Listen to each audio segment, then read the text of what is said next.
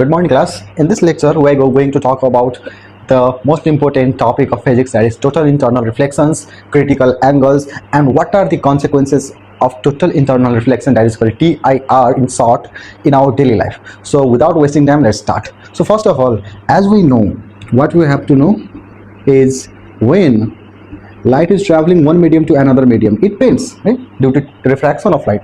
Let's assume this is the air medium and this is the denser medium, right? So when light is passing through air to denser, then it bends towards the normal. And in another case, as we know, when light travels, this is the air medium and this is the water medium. Let's assume this is the air medium and this one is denser medium. Here is air and here is water, which is denser medium. Here is water, which is denser medium, and air is rare medium. Okay, so what we know, when the light passes from denser medium to rare medium, it bends away from the normal. This phenomena is called refraction of light. And now we are going to talk about the total internal reflection. Okay, so to understand this, we have to know about when light passes from denser to rare and how the bending occurs when light passes from denser to rare or rare to denser. Okay, so let's understand this topic first. What is total internal reflection? Okay, so let's assume there is two medium. Okay, here is air, which is rare medium, and here is water, which is denser medium. Why this is a rare medium? Because in this medium the density is low, and this one is denser medium because density is high. So let's assume the ray of light is passing from denser medium to rare medium. In this case, the bending of light occurs away from normal, and as we know, the angle between normal and the refracted ray is called angle of refraction, where the angle between incident ray and the normal is called angle of incidence. Okay, now what we have to do is we have to just increase the angle of incidence. Okay, so when we further increase the angle of incidence, let's assume this is the normal, and if we further increase the angle of incidence like this, then angle of refraction also increase, and a condition appears there at which angle of incidence makes 90 degree. We makes 90 degree with normal. This condition is called grazing emergence. This condition is called grazing emergence, and in this particular condition, the angle of incidence becomes critical angle. So what we have to understand, how to define critical angle. Critical angle is the angle of incidence at that condition in which the angle of refraction becomes 90 degree.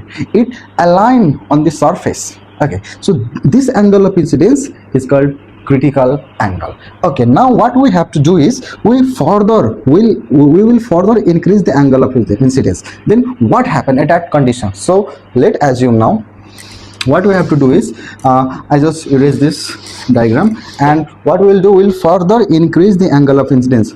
In this condition, the angle of incidence is critical angle. Now if we further increase the angle of incidence, then let's assume this is the denser medium, that is water, and here is air, which is rare medium. If we further increase the angle of incidence, let's increase more, the angle of incidence is increased more. Okay, in this condition, light return back in the same medium.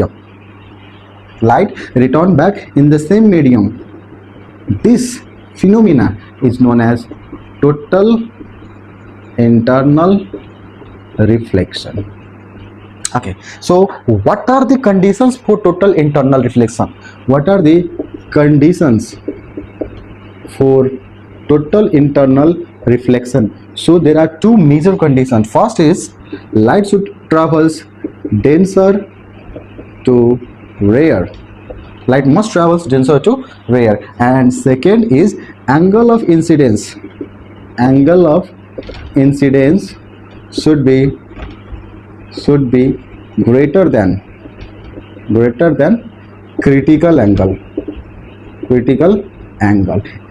When the light follows these two rules, then only total internal reflection can occur, otherwise it is impossible. So this is called total internal reflection. And then how to define total internal reflection? It is defined as the returning of ray of light in the same denser medium when the angle of incidence when angle of incidence becomes greater than critical angle. At critical angle of refraction becomes 90 degree, which is called grazing emergence. But if we further increase the angle of incidence, then the light will travel in the same denser medium, returning into the same denser medium, and this is called total internal reflection. And these two are the conditions for total internal reflection. Okay, so at the time of grazing emergence,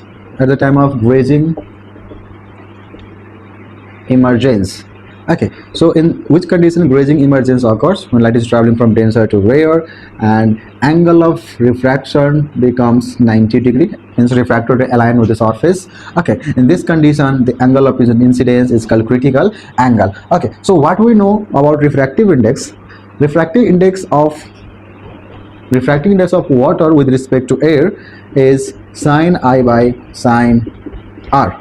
As you know the formula, the refractive index of water with respect to air is sin I by sin R. But in this case, the ray of light is traveling from water to air, so refractive index changes like this: sin R by sin I. So refractive index of air with respect to water. Okay, as you know, in this condition the angle of refraction is 90 degree. Okay, so refractive index water to air, if angle of refraction is 90 degree, means here is sin 90 open, and angle of incidence. Okay, so angle of incidence is critical angle in this condition, so angle of incidence becomes critical angle. So by using this formula, water to air, and here is sin 90, the value of sin 90 is 1 open sin C. So by using this formula we can calculate the critical angle. But if refractive index of air with respect to water must be given there, if we know the value of this, then we can calculate the critical angle. Okay, so